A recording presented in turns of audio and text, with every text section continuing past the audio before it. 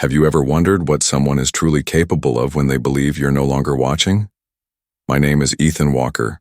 I'm a 42-year-old structural engineer living in Denver, Colorado.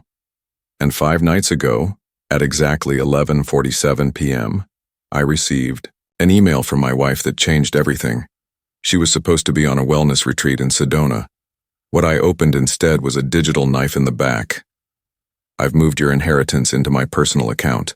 It's better this way. No greeting, no explanation, just that single sentence, and an attached photo. Blurry, but unmistakable. Selena, my wife of 9 years, holding hands with a man I'd never seen before. On a balcony. At sunset. 2 glasses of wine. A smile on her face I hadn't seen in years, and not once in my direction. I closed my laptop, walked into the kitchen, and poured a glass of water. Calm, precise, because she didn't know what I'd already done. Months before that email, I'd sensed the shift, the quiet exits, the long silences, the questions about accounts. She believed I'd never see it coming, but the truth is, I'd been building my own escape long before she tried to steal mine. That night, after reading the email and finishing my water, I stood silently by the kitchen window, letting the quiet press in. Outside, the garden lights spilled over the flagstone path, the very ones Selena and I had laid together 2 summers ago. I remembered the feel of the sun that day, the scent of fresh-cut lavender, and the way she'd smiled when she kicked off her sandals and stepped, barefoot, onto the newly set stones. She laughed like she was free, and I believed her. But now that memory felt carefully staged, like a scene rehearsed for an audience I didn't realize I was part of. Her email had no greeting, no explanation. Just a blunt, calculated line. I've moved your inheritance into my personal account. It's better this way. Attached was a blurry photo, her and a man I'd never seen before.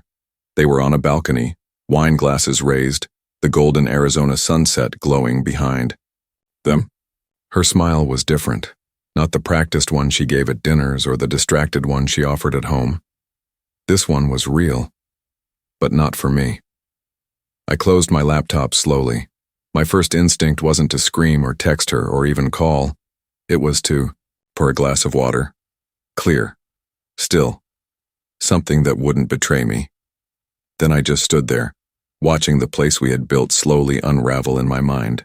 Every carefully chosen light fixture, every vintage tile in the kitchen, every book stacked just so in the hallway, all suddenly felt curated, like props. The $680,000 inheritance wasn't just a financial asset. It was a life earned and passed on with purpose. My grandfather, Albert Walker, Grandpa Al, had raised me from the time I was 10. My mother died of lymphoma. My father never returned from his 3rd deployment overseas. Al was the one who stepped in. He wasn't affectionate, but he was steady. A combat engineer who turned to teaching woodworking in his later years. He used to say, "Measure twice, cut once, and build like you plan to be remembered." He didn't spoil me. He tested me. Taught me to change oil, wire a lamp, weld a frame. He challenged me to build my first scale model when I was 14, and he'd rip it apart if it was crooked by even a 1/4 inch. He was hard, but he believed in permanence. When he died, I expected the house, maybe the tools. What I didn't expect was the letter. A single line typed in all caps, "Build something that matters," and with it a trust fund managed meticulously in my name. I respected that money like it was an extension of him. I never touched it for vacations or for show. I saw it as fuel for something lasting, but clearly Selena had other ideas. I looked at my phone.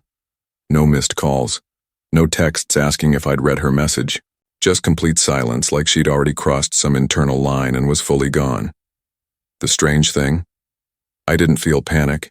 I didn't feel grief. I felt something cleaner. Clarity. Months ago, I had started to sense a shift in her. Selena's eyes stopped lingering. Her tone changed. The hugs grew briefer, colder. She stopped asking about my work. She started asking about account numbers. She was calculating something. I just wasn't sure what. Not then. But I knew enough to prepare. She thought the inheritance was sitting in a standard savings account. It wasn't. What she tried to move didn't exist, at least not in the way she thought. In trying to steal from me, she had only succeeded in confirming her intentions. And she didn't just betray me. She activated something, a sequence I'd set in motion long before I ever hit reply. She believed she had won. In reality, she'd only just arrived at the starting line, and I was already 3 steps ahead. I didn't sleep that night. Not from distress, madam, but from design. I lay on the guest room bed, staring at the ceiling fan spinning in lazy circles, feeling a strange detachment, like I was watching my own life from above. There was no anger, no outburst, just observation. It reminded me of the first time I drew up a structural analysis at the firm, seeing where the cracks would appear before the walls ever buckled. That's what this marriage had become, a structure already showing hairline fractures, long before it gave way. I met Selena 10 years ago at an industry summit in San Diego. I'd been invited to speak on sustainable design and public architecture. She was there as part of a wellness tech panel, promoting a meditation app she co-developed called Inner Current. I remember the way she held the room with her voice, calm, precise, almost hypnotic. She spoke about the connection between breath, space, and healing. It was compelling, not just intellectually, but emotionally. We struck up a conversation at the evening mixer. She asked smart questions, listened deeply. That first night, we stayed out talking until nearly 2 a.m. I walked away thinking I'd met someone both radiant and rooted. Things moved quickly after that. Within 6 months, she relocated to Denver. Within a year, we married. She started expanding her brand into real-world spaces, retreat centers, boutique shops, speaking circuits. I helped design her first flagship studio downtown, even negotiated a reduced lease through one of my firm's partners. We merged our lives seamlessly. Or so I thought. At dinner parties, we were the couple others referenced. You two are such a team, they'd say. I believed that. And I think at one point so did she. But after year 5, things shifted. Subtly at first. Selena became more consumed with her brand's public image. The intimate parts of our life started feeling scheduled. Touches became performative. Conversations turned transactional. Whenever I asked how she was, she'd say, "Just tired." When I pressed, she'd deflect. "You wouldn't understand. It's spiritual." The irony wasn't lost on me. The more she preached about presence, the more absent she became. Then Grandpa Al fell ill. Stage 4, pancreatic cancer. It moved fast. I took a part-time leave to be with him in Boulder. I slept on his couch for months, drove him to appointments, sat in silence when the chemo stole his words.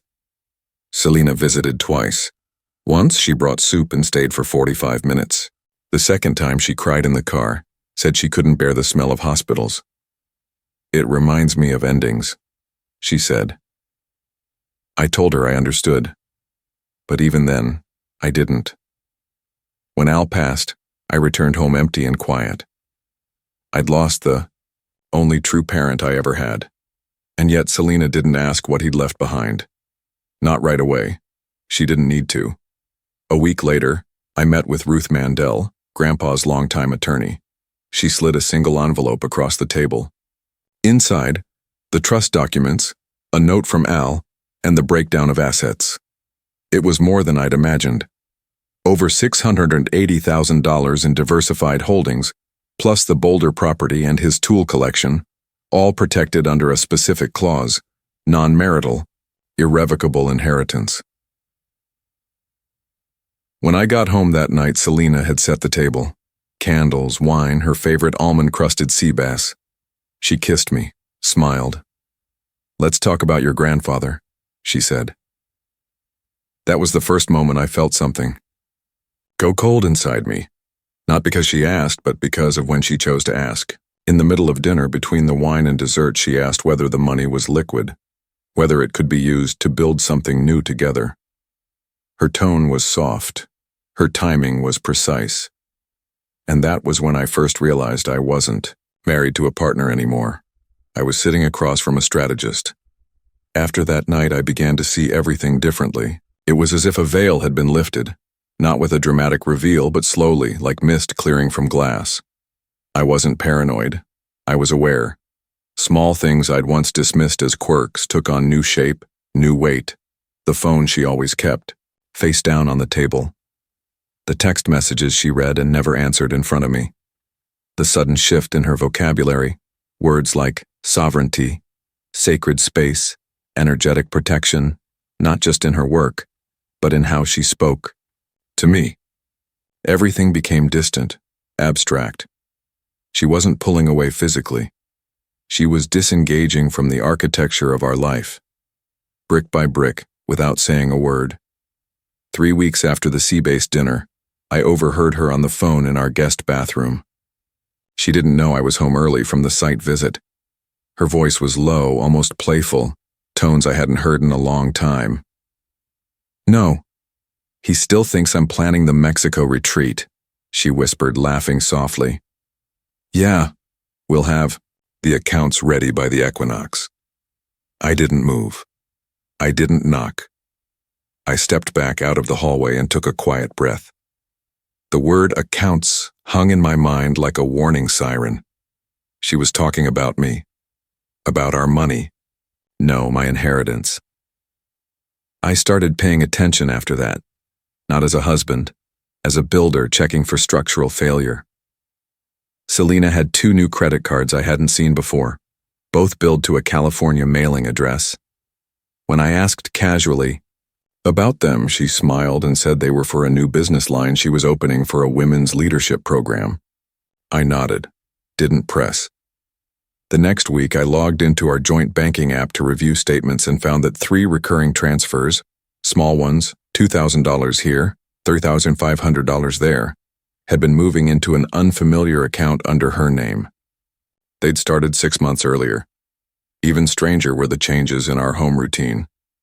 Selena began cleansing the house every Tuesday night, incense, candles, long hours in the living room with sound bowls and her new mentor on Zoom.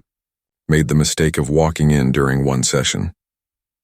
The screen flashed off so fast I barely caught a glimpse of the man. Long hair, olive skin, eyes closed in some kind of trance-like chant. "You're interrupting the healing," she snapped. She had never spoken to me like that before, not even during arguments. I stepped back, apologized, but something in me hardened. A week later, my assistant, Trina, pulled me aside at the office. "I didn't want to say anything," she began, "but I saw your wife at the Grand Vista Spa when I took my mom for her birthday. She was with a guy, tall, beard, yoga pants. They looked familiar, not professional. I asked her not to speculate, but she showed me a photo anyway. Selena laughing in a robe, brushing her hand across the man's chest like it was the most natural thing in the world. The timestamp? It was the weekend she told me she was leading a silent retreat in Arizona. I stared at the image for a long moment, then emailed it to myself. I didn't confront her. I didn't ask. Instead, that night, I went home and opened a new encrypted folder on my hard drive. I titled it Foundation Integrity. Because if what I was beginning to suspect was true, I wasn't just being cheated on emotionally or financially. I was being studied, mapped, like a building being assessed for weak points before demolition. And I had no intention of going down without reinforcing the structure, quietly, strategically, piece by piece. Selena thought she was being discreet, but I had already begun constructing a silent framework around her moves. Not out of revenge, at least not yet, but out of necessity. My grandfather used to say, "The most stable structures are the ones designed for failure, not to collapse but to absorb it." I applied that principle here. Emotionally, I'd already stepped outside the marriage. Logically, I was now 3 steps ahead. I scheduled a private meeting with Ruth Mandel, Grandpa Al's estate attorney. We met at her office, a quiet brick building tucked behind a bookstore in the older part of Denver. Ruth had known Al for decades, and she greeted me with the same mix of warmth and sharpness I remembered from the funeral. I laid it all out. No emotion, no accusation, just facts, transfers, suspicious emails, hidden accounts, secret retreats. I even shared the photo Trina had sent me. Ruth listened without interruption, her pen moving methodically across a yellow legal pad. When I finished, she looked up and said flatly, "It's a setup. She's positioning herself for separation or leverage, maybe both." Then she leaned back, eyes narrowing. "But she's miscalculated." Ruth reminded me that Grandpa Al had set up the inheritance as a revocable trust with an automatic conversion clause, one that we had finalized last year after Al's passing. That clause turned the trust irrevocable after 12 months, removing it from marital property under Colorado law, meaning no matter what Selena tried, she couldn't legally touch the funds. But here's the twist. Ruth had also advised setting up monitoring alerts tied to the trust accounts. Any access attempt, login request, or location-based activity triggered an alert to her office. That's when Ruth opened her laptop and typed in her firm's portal. After a moment, her expression hardened. "She's already tried 3 times. The screen showed the failed login attempts, 2 from a Los Angeles IP and 1 from Sedona, Arizona. Dates matched up exactly with Selena's last 2 retreats. She used your name, your birthday, and your old email address. Couldn't get past the security questions." I nodded, jaw clenched but silent. Ruth tilted her screen toward me. "You now have documentation of attempted, unauthorized access. That changes the nature of what's happening. It's not just betrayal anymore, it's potential financial fraud." We spent the next hour going over a step-by-step plan. Ruth would consolidate the records, timestamp all the attempted access logs, and prepare affidavits. Meanwhile, I would begin quietly separating shared financial resources. No large moves. No suspicious behavior. Just gentle shifts. Unlinking accounts, rerouting payroll, changing the login credentials for everything I legally owned. Ruth warned me not to confront Selena. "Not yet," she said. "Let her keep thinking she's ahead. That's how we catch the full picture." I left her office more resolved than angry. It was strange. This kind of betrayal didn't erupt in fire. It settled in the bones like cold steel. That evening, when Selena returned from her alignment ceremony, she kissed me on the cheek, humming to herself as she poured a glass of wine. I sat across from her in silence, nodding when she told me about the downloads she'd received from her mentor. She talked for 20 minutes, not once asking about my day. And I realized something quietly devastating. She wasn't hiding who she was. I'd just stopped looking. That night, after she fell asleep, I logged into our shared cloud drive. I had never snooped before, but now I searched deliberately, like a detective walking through a burned house, trying to understand where the fire started. I opened a folder innocently labeled Retreat Visuals. Inside were subfolders, PDFs, spreadsheets, screenshots of financial dashboards. Mine, not hers. Budget estimates for a new retreat center in Bali. Dates, codes. A document titled Transition Plan with projected revenue after my assets were redirected. She hadn't just imagined a life without me. She'd already begun building it. I stared at the screen in silence, my hand still on the mouse but unmoving. The file titled Transition Plan was disturbingly detailed, down to itemized costs for studio construction in Ubud, Indonesia, the legal registration of a company under the name Selena Rising Limited, and, most damning of all, a personal, financial forecast that included my trust balance reduced by 20%, labeled net after transfer friction. That wasn't a guess. That was calculation. She had planned for how much she'd lose in the process of stealing from me. This wasn't spontaneous or emotional. It was a strategy, a long game, and it had been unfolding while she shared meals with me, kissed me goodnight, and lit candles in our living room under the guise of cleansing. I kept scrolling. Another subfolder held screenshots of my trust portal, likely from the brief window months ago when I'd used our shared laptop to log in. She must have captured everything then. She hadn't deleted them or renamed the files. Why would she? She didn't expect to be caught. She thought I'd be too trusting, too slow, too in love with the idea of who she used to be. In that moment, something inside me locked into place. Not rage, not sorrow, but resolve. My love for her had already faded like an echo in an empty room. Now it was replaced by something far more, dangerous quiet clarity. I closed the laptop, backed up the files to a secure drive, and placed it in my office safe. Then I opened a notebook and began making a list. Not of feelings, but of actions. Dates, names, accounts, passwords I needed to change, documents I needed to print, conversations I needed to have. The next morning I called Jerry Chan, my financial advisor, and scheduled a meeting for that afternoon. Jerry had been my grandfather's advisor before me, sharp, discreet, and never prone to overreaction. When I showed him the screenshots and outlined what I'd discovered, he didn't ask pointless questions. He simply nodded and said, "We need to wall off everything now, not just accounts, liabilities too, insurance, property, even your professional holdings." He made 3 calls while I sat there, each one moving quietly but efficiently. Within 2 hours, everything under my name was reviewed, adjusted, and protected, including the house. I returned home before Selena did, and I stood for a long moment in the middle of our living room.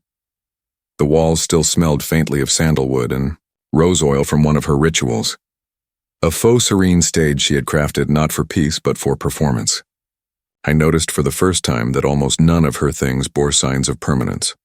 No roots, no history, just curated textures, Tibetan bells, silk throws, vision boards.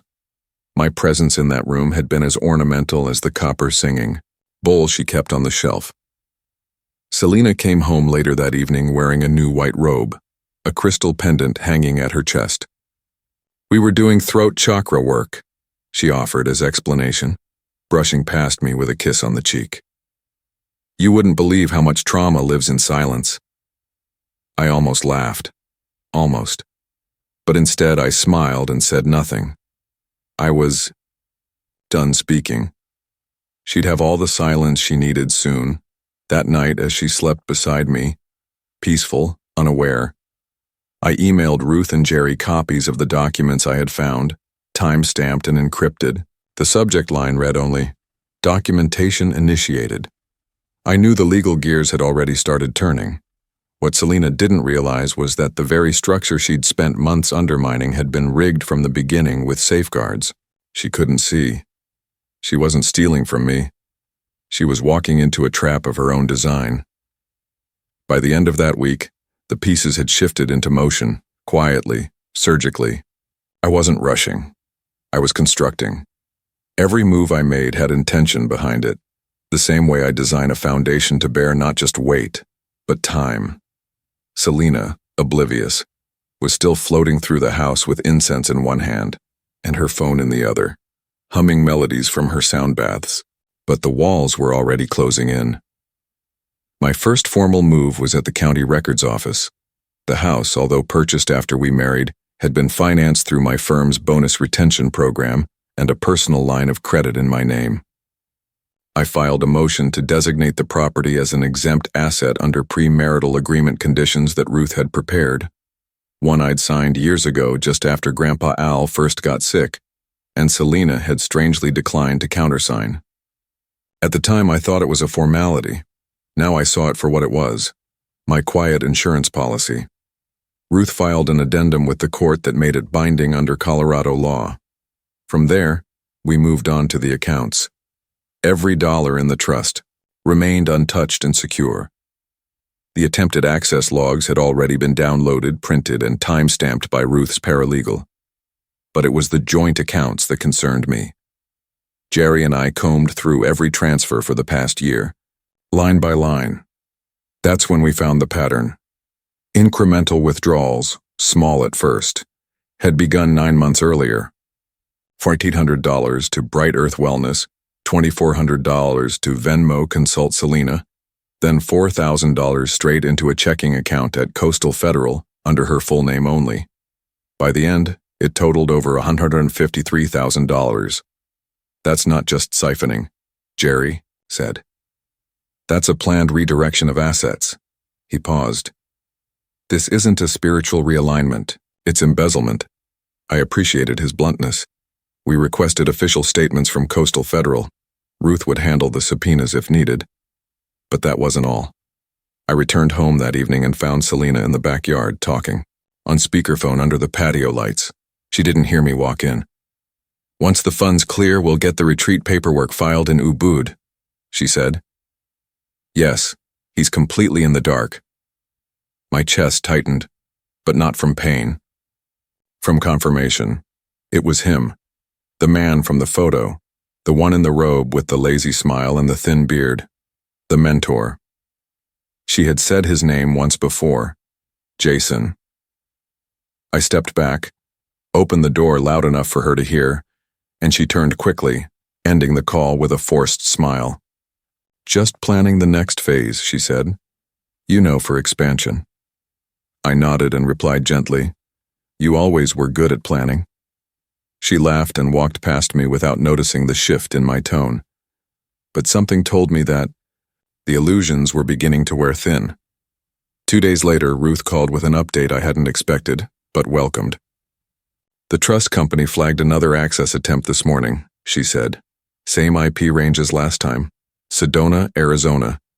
This time, they tried to initiate a transfer. My pulse stayed steady. Was it blocked? I asked. Immediately, Ruth confirmed. But now there's more.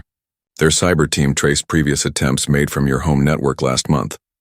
We now have logs showing that Selena accessed detailed financial protocols from inside your house. That changed everything. What had been circumstantial was now actionable. We had digital evidence, timestamps, device IDs, and intent. Ruth's voice was calm but firm. We can now formally classify this as attempted financial fraud under state law. If you want to pursue charges, I can file the paperwork by Monday. I didn't answer right away. I looked out the window toward the street where our hydrangeas were starting to bloom. They were the one thing Selena had ever tended with consistency. She used to say flowers listened better than people. Maybe she was right. At least they never lied while they grew. I don't want to press charges, I finally said. Not yet. Ruth paused. Then what's next? I turned away from the glass. Let's make sure she understands what she tried to steal. And let's make her sign that she knows. I let her walk away. I waited exactly 48 hours before making my next move. During those 2 days, I said nothing. I didn't change my behavior. I didn't hint at what I knew. I let Selena float through our shared spaces like nothing.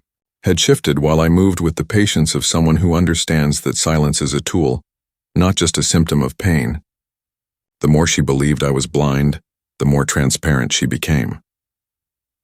On the morning of the third day, I forwarded the access logs, financial summaries, and screenshots from the shared cloud folder to Ruth and Jerry, adding only one line in the email body. Proceed with Phase 2.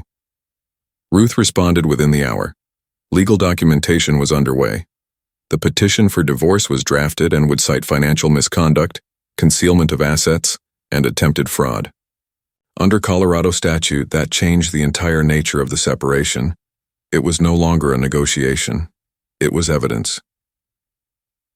That afternoon, I called Selena. She was at a juice bar, somewhere downtown, and picked up on the second ring.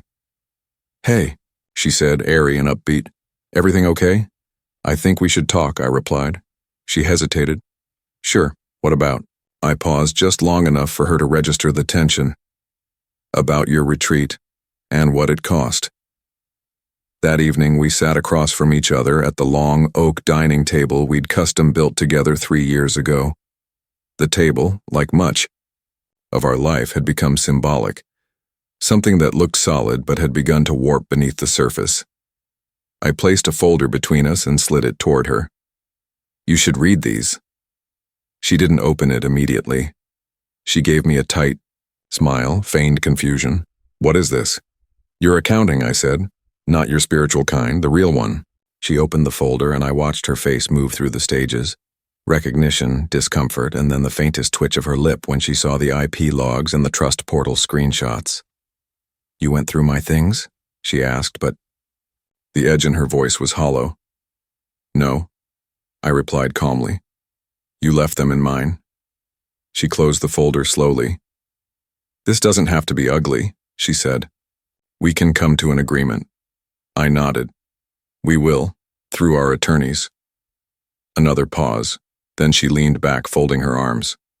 "This is beneath you, Ethan. You're better than this."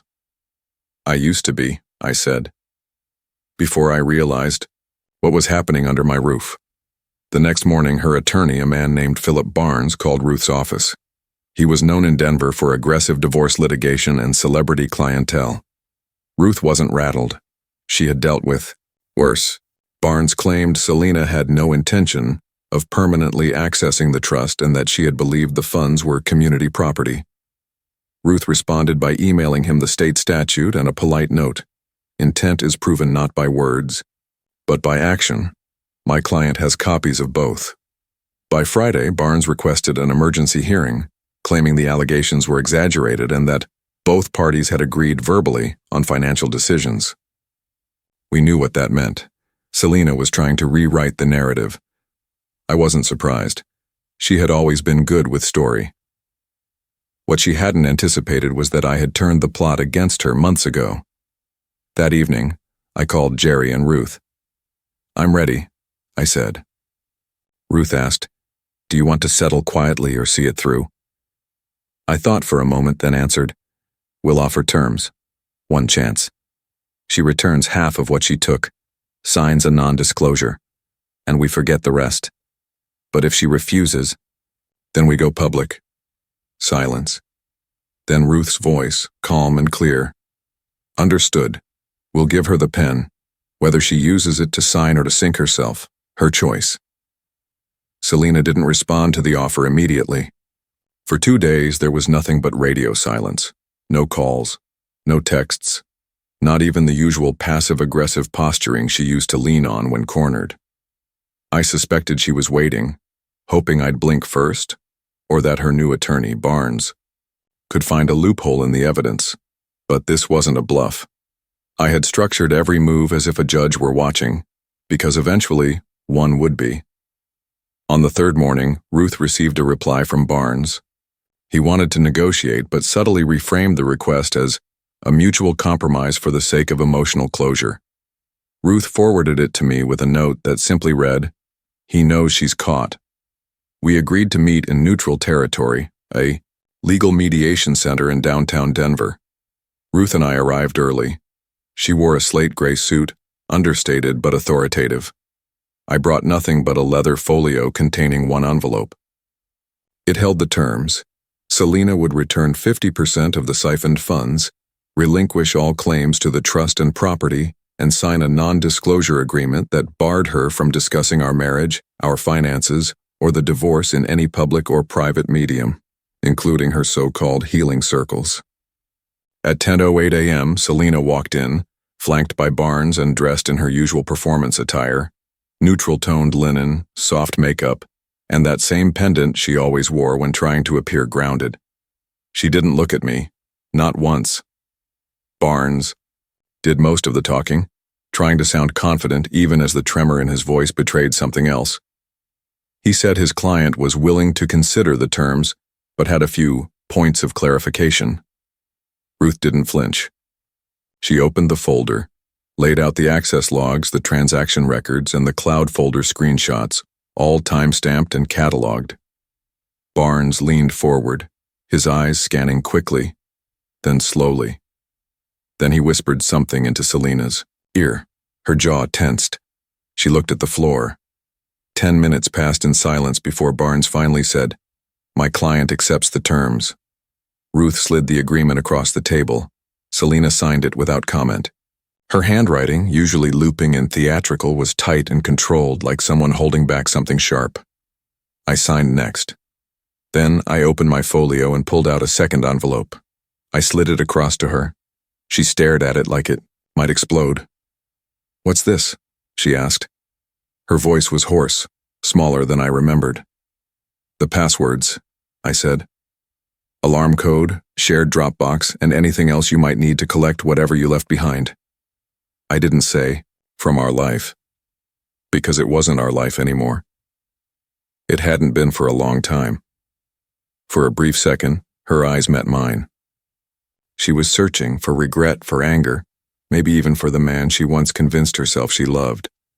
But I gave her nothing, just calm, practiced detachment, a silence not born of pain, but of understanding.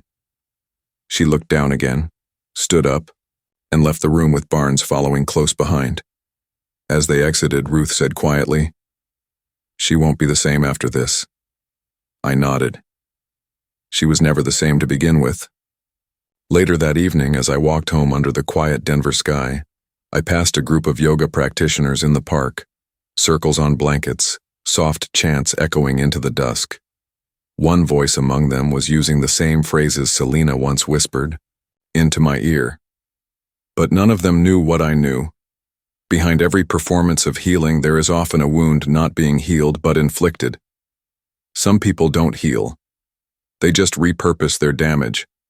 And some of us, like me, simply step out of their reach. The morning after the settlement, I woke up alone in the house that no longer felt like mine, but also no longer felt like hers. There was a stillness in the air, not hollow like grief, but steady like resolution. I brewed coffee in silence, letting the scent fill the rooms she had once tried to convert into shrines of curated serenity. The white candles, the prayer flags, the stacks of self-help books with phrases like, "Step into your radiance," had all been cleared out the day before. Her absence wasn't loud. It was clean. By noon, I'd met with Jerry to finalize the account transitions. He handed me a printed summary of the updated balances and legal status of the trust. "We're secure," he said. She signed. "Everything. Her access is blocked permanently and the courts have documentation in place." I nodded but didn't respond. Because in my mind, the legal battle was over, but one thread still dangled loose. Jason. Not because I was jealous or curious in a personal sense. This wasn't about love anymore. It was about understanding the full scope of deception. What else had she built behind my back? Who was he? And had he played a passive role, or was he part of the planning? I needed clarity, not vengeance. That afternoon, I met with Frank, our elderly neighbor, who had casually mentioned seeing someone drop Selena off at odd hours. We sat on his porch, sipping iced tea, and I showed him the blurry image from the email Selena had sent, the man on the balcony in Arizona. "That's him," Frank said immediately. "He's the one with the Tesla. Came around a few times when you were out of town. They always seemed in a hurry, like they didn't want to be noticed." Frank agreed to write and notarize a statement. Ruth added it to our records. It wasn't about using it. It was about having it, one more tile in the mosaic of truth. Then came the final complication. At 4:15 p.m., Ruth called. "She's trying to renegotiate," she said flatly. "Selena's filed a motion through Barnes's office claiming she signed the NDA under emotional distress and without full awareness of its implications." I felt a slow, measured breath leave my body. "Let me guess," I said. "She wants a platform, a podcast, a book, a documentary?" "Something like that," Ruth replied. "She's claiming her story could help other women avoid patriarchal trauma wrapped in legal complexity." The irony was so sharp it almost made me laugh. But I didn't. "She's trying to play the victim," I said, "after getting caught red-handed." Ruth agreed. "It's an old move, but it won't work." Still, I knew it was time to finish this. I didn't want to keep playing defense. So we took the offensive. Not publicly, not with headlines, but with quiet precision. Ruth prepared a cease and desist notice, citing the signed NDA and attaching the court's stamped agreement. We also sent a courtesy copy of the entire access log report to Barnes's office, along with Frank's notarized statement and the screenshots from Selena's Retreat Visuals folder. That evening, Barnes called Ruth personally. His tone was different. Professional, yes, but now almost apologetic. "I've advised my client to drop all further motions," he said. "We'll send written confirmation by morning." I hung up the phone and walked out to the front steps. The hydrangeas were blooming, pink and stubborn. I sat in silence, for a long time, realizing that there would be no grand finale, no cinematic closure, and that was exactly what I wanted. No more retreats, no more staged enlightenment, just peace. And peace, I learned, isn't something you win. It's something you reclaim. Weeks passed. The house grew quieter, but not in a painful way. It was the kind of silence that lets your thoughts breathe again. I began undoing the traces of her curation, removing the hanging crystals from doorways, boxing up essential oils I'd never touched, rolling up the woven rugs she insisted brought, grounding energy into the home. It felt like shedding a skin I didn't know I'd been living in. I donated most of it. What I kept were things that had real texture: my grandfather's old drafting table, the antique wall clock from our first trip to Oregon, and a single photo of me and Al on a camping trip, grinning like fools, smoke from the fire curling behind us. Selena was nowhere in that picture. It reminded me of something real. I listed the house on the market with an old colleague who specialized in discreet sales. Within a week, a young couple with a toddler made an offer. They loved the open layout, the light in the mornings, the garden path with hydrangeas. They asked if I'd be willing to leave the built-in bookshelves. I smiled and said, "They're not going anywhere." Neither was I, at least not emotionally. I'd already left.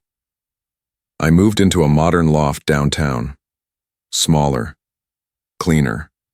A place with no ghosts. Just quiet mornings, solid floors, and a view of the skyline I'd helped shape through my firm's projects over the years.